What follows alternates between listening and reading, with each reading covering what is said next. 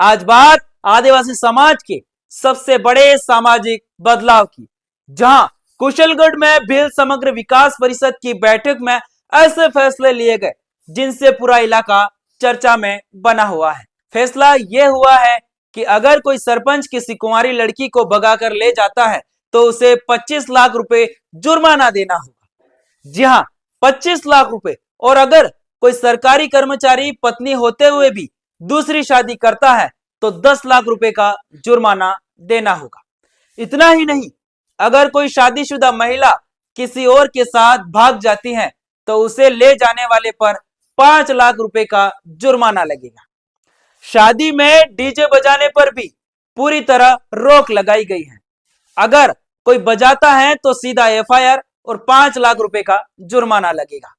बैठक में मुख्य अतिथि रहे पूर्व संसदीय सचिव बीमाबाई डामोर, जिन्होंने कहा समाज में सुधार जरूरी है। हमें दहेज और फिजूल खर्ची पर लगाम लगाना भी जरूरी है।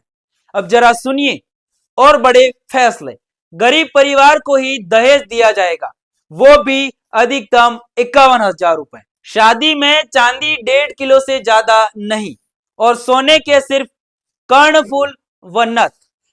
भोजन में सिर्फ दाल चावल यानी सादगी से शादी। बारात बस में जाएगी, अगर बोलेरो या क्रूइजर से ले जाते हैं तो फिर से जुर्माना लगेगा। शादी में अब सिर्फ परंपरागत वाद्य यंत्र, ढोल, कुंडी, ताशे, शहनाई और थाली। अगर किसी ने गुजरात या मध्य प्रदेश के बड़े बैंड वाले वाद्य यंत्र बजाए तो 1 लाख रुपए का जुर्माना लगेगा। समाज ने यह भी तय किया है कि नाबालिग लड़की या लड़के का नातरा हुआ तो उस परिवार को समाज से बाहर कर दिया जाएगा। मृत्यु भोज में भी बदलाव, अब सिर्फ दाल चावल बनेगा। 12वां भी एक दिन में पूरा होगा और भजन कीर्तन के जरिए श्रद्धांजलि दी जाएगी। कुशलगढ़ में लिए गए ये फैसले सिर्फ कानून के डर से नहीं बल्कि समाज में सुधार की दिशा में एक बड़ी पहल माने जा रहे हैं।